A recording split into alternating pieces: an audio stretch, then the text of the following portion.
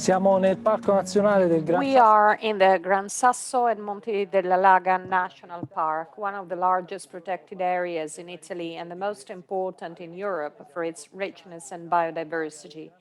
Behind me, the Gran Sasso chain and the Monte della Laga, two important chains, but very different from each other. We're in the municipality of Torricella Sicura, a few kilometers away from the city of Teramo. At a short distance, the sea, but as you can see, we are inside a mountainous amphitheater rich in woods.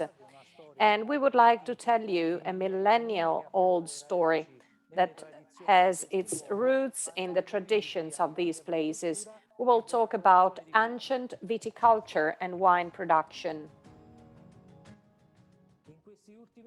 In the last few years, agricultural landscape has become more and more important. We often hear about territories becoming UNESCO intangible heritage. Viticulture is an important human agricultural activity that has shaped our territory in many areas, modifying the slopes and the nature of the soil. It is a very important activity because wine does not only provide an income for the family, but it was also a commercial activity, an essential element in the rural and mountain economy of the past and present.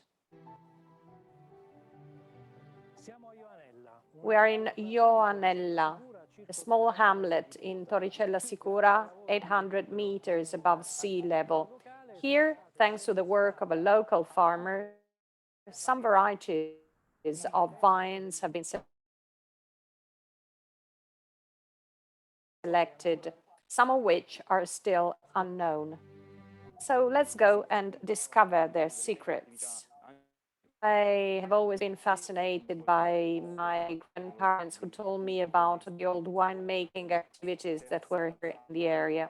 So after some schooling I did in enology and viticulture, I became interested in the rediscovery of some old vines. We found some vines that date back to 400 or 500 years ago. Not only that, we also found some documents in the state archives that talk about these vines in the year 1000. So this means a wine growing activity in the Abruzzi Apennines that is much older than what we have today on the coast or hills of Abruzzo. We started by interviewing local old people who remembered their grandparents, their parents growing these vines. And from there, we started to go to the woods to see, after a mapping, where these vines were. And we started to view them. And then with the intervention of the Abruzzo region, with their permission, with their authorization, we could take the shoots of these vines and replant them in our land. Thence we gave life to wine production, all from native vines, selected and certified by the Gran Sasso National Park. Among all the vines we have discovered, the most particular one is a vine that we have found in a very ancient monastery. It is an ancient variety of Gaglioppo that my parents called Magliocca. It's an ancestor of Gaglioppo. These nuns cultivated the grape only for religious purposes. It was a sacred wine and they celebrated Mass with it. For them, it was the blood of Christ. In 1532, this monastery was closed by order of Pope Clement VII because sinful events happened involving the nuns and the local farmers. And it looks like it was the fault of this wine that was so good that nuns did not limit themselves to drink just for religious purposes. We have about 2 hectares of these vines. They are all put in small plots in small pieces of land. The processing is done almost exclusively by hand. We make a niche product, Uaria, for example, 3,000 bottles, numbered bottles. We believe that To be innovative in agriculture, you have to reckon with the past. So we have rediscovered these ancient flavors and would like the future generations to taste them.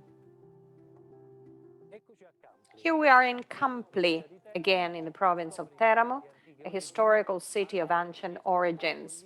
Behind me, the hills, and in the background, the Adriatic Sea. We are here in the middle of a wood to tell you another very interesting story, very special, made up of recovery of ancient traditions, ancient vines, which a family has been protecting for generations. And this is the story we would like to tell you today. I am the owner of the Choti farm. Together with my father, a family business, a very small business, we make wine, oil, seeds, and pasta. I'm the fourth generation to carry out this project because in Paderno, producing wine was normal, already from historical data that we have searched together with a historian from Campli. So Paterno and Mosciano were the municipalities with the highest wine production in 1500. And then it was lost after the unification of Italy because it was a border area, an area of fighting. But making wine has always been the norm here. When I was a child, we used to go to the vineyard with the elderly people of the village. Unfortunately, I never knew my grandfather, but I've had many grandparents here in the village, many old men who taught me everything about wine. And the harvest was always a party. We spent days with hand presses, pressing grapes, and it was a party every night. We would get the must as kids. From the tales, the stories of the elderly here in Campli in the vineyards, we recovered an ancient variety called Loreo. We replanted it, and today we produce a wine from this ancient variety.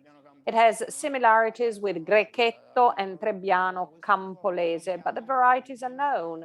It is produced from this grape, a white wine with a high structure and very interesting aromas. I've acquired a lot of experience around the world. I think I've reached all the goals I set for myself. And every time I left, coming back was the best part. Seeing your land again, the people, this is the thing I love to do.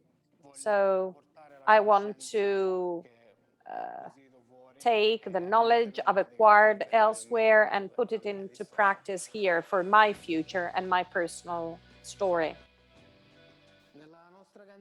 In our winery, we produce different types of wine, Cerasuolo, Montepulciano, Pecorino, Passerina, but among the ones I care about the most is heated wine, a product, a traditional sweet wine that we called Bambinello, in honor of a peasant tradition that was to produce a barrel of cooked, heated wine when a boy was born. And then you would drink it at the wedding of the latter. We have discovered that it lends itself to many combinations, such as with ripe cheese. It is also used to make cocktail drinks, so a product to be rediscovered and brought back in fashion.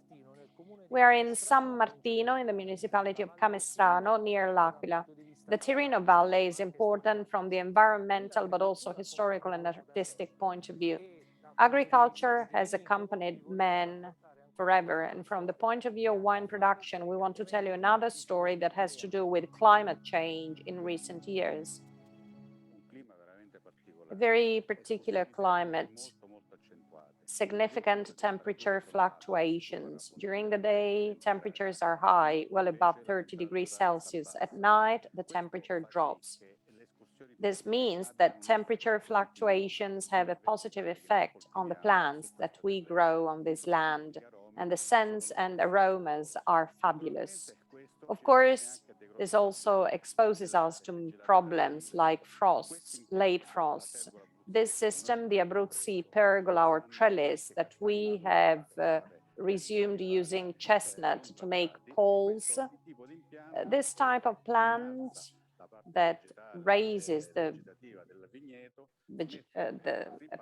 part of the plant protects from frosts and lower temperatures.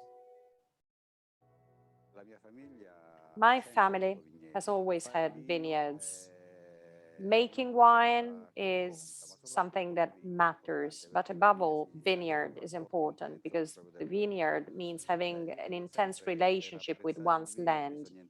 In order to appreciate wine, you need to enter a vineyard. You have to experience the hard work, smell the scents of the vineyard when it's in full vegetation, touch, choose the right bunches, and then make wine. Wine, together with oil, are the main products of this land. Good wine, good oil are essential elements of our diet. Wine also means socializing. It also means spending time together, being with other people that share your passions. Maybe the memory that goes back in time is when I was maybe 4 or 5 years old. I was skinny, and they used to make me get into the barrels, and I would literally wash the barrels from inside.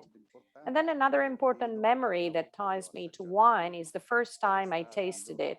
It was one day at lunch. There was a guest at home, an uncle to whom I was very close to, and he poured some wine in a small glass, a very small glass of wine, and my father agreed.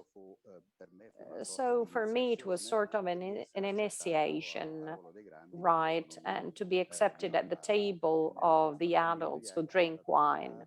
In our family, this tradition is passed on. Every generation plants its own vineyard, and this is what my son did. He does something else in life, but when we planted the vineyard, he gave his contribution. The century-old experiences of our ancestors, their traditions, their culture, which have been reinterpreted today by our farmers, represent a means to face future challenges, aim at a green economy and sustainable development of the region.